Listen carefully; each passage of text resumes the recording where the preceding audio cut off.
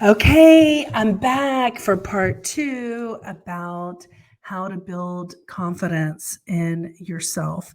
So I just finished part one with number 5, treat others as you wish to be treated by others, no matter how others are treating you. Okay, so if you want to learn more about that, I just talked about don't allow what other people do to you to indicate or change who you are and who you want to be, because you are always operating from a sense of how you feel about yourself. It's people who take revenge on others based on their actions are coming from a deep sense of insecurity. That is not the behavior of a person with confidence. A person with confidence knows who they are, knows how they want to live their life, knows that everything that they do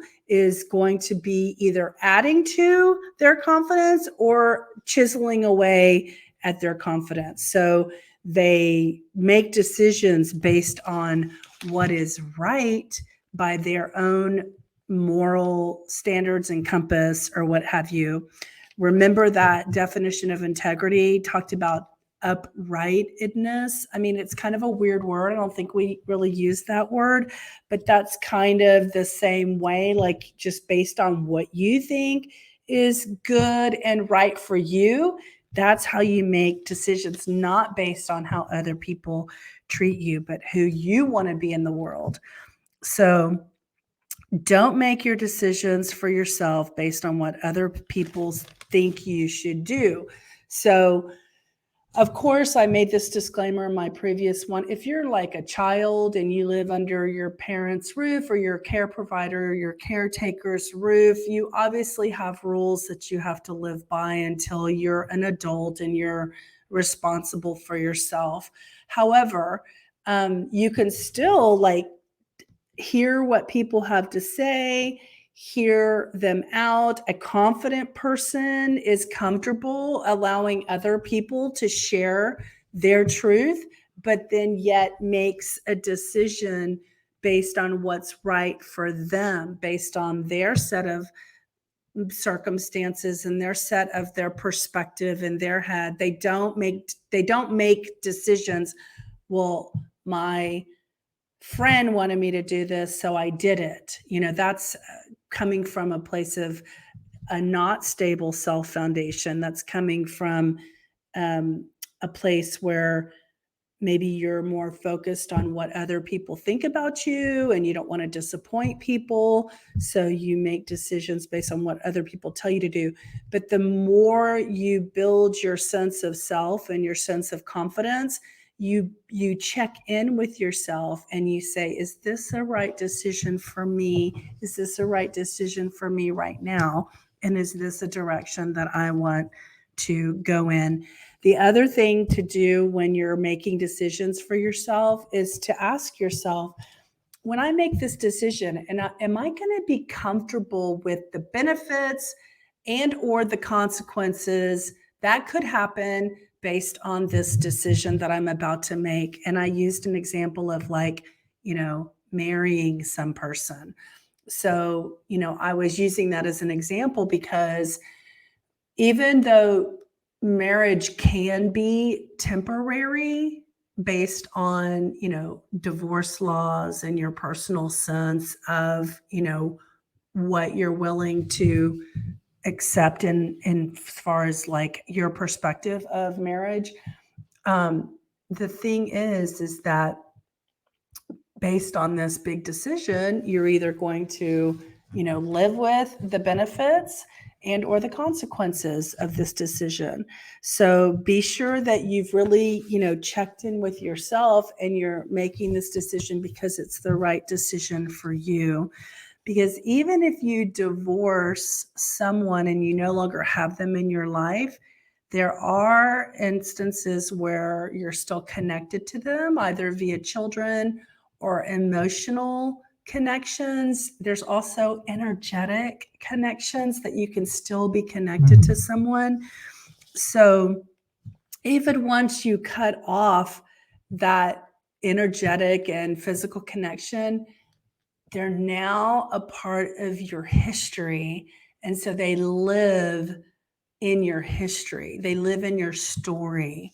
So how much of your story do you want this person to be a part of? That's the kind of questions that you want to ask yourself when you're making decisions about life, relationships, circumstances, opportunities. How much of your life are you willing to accept the benefits and the consequences of this choice? That's how you either chisel away or strengthen that sense of self that lives inside of you. So that looks like to be my little wrap up. Okay, so it's 6-minute mark. I got 4 minutes. 4 minutes. That's 6 minutes. Okay.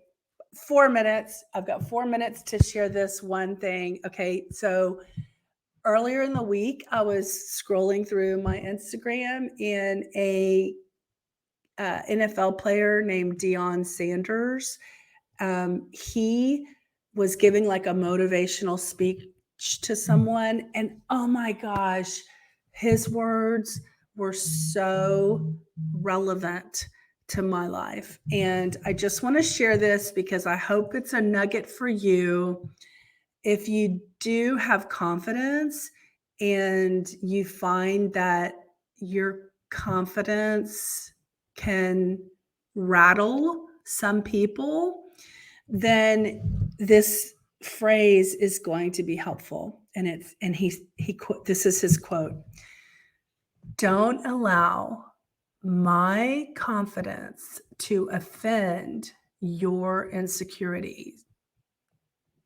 Isn't that interesting? Don't allow my confidence to offend your insecurity. In other words, you are responsible for how you perceive something that is out there in the world. And that when you realize that and you shift from I'm a victim of the world to I have the power to change anything. I have the power to decide how I want to react.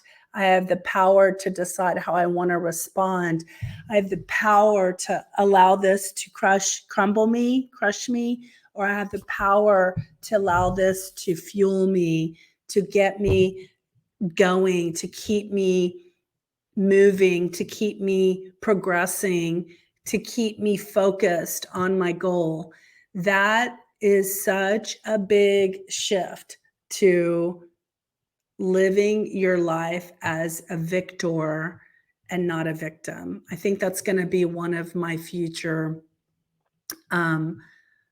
videos is, are you a victim or a victor, and how to navigate between either one of those scenarios. So my almost 10 minutes is up. Thank you for supporting the Avanti Wellness and podcast and YouTube channel. Please subscribe. If this video has been helpful to you or to someone maybe you'd love, please share it. I kept it short for a reason. If you have any questions or comments, if I see a comment, I traditionally will always respond, especially because I don't have that many people commenting. So it's easy to keep up with. So I love you and appreciate you. If you want to see my video on how to identify insecurity, head over to the Oneness Junkie podcast and YouTube channel and look for it there.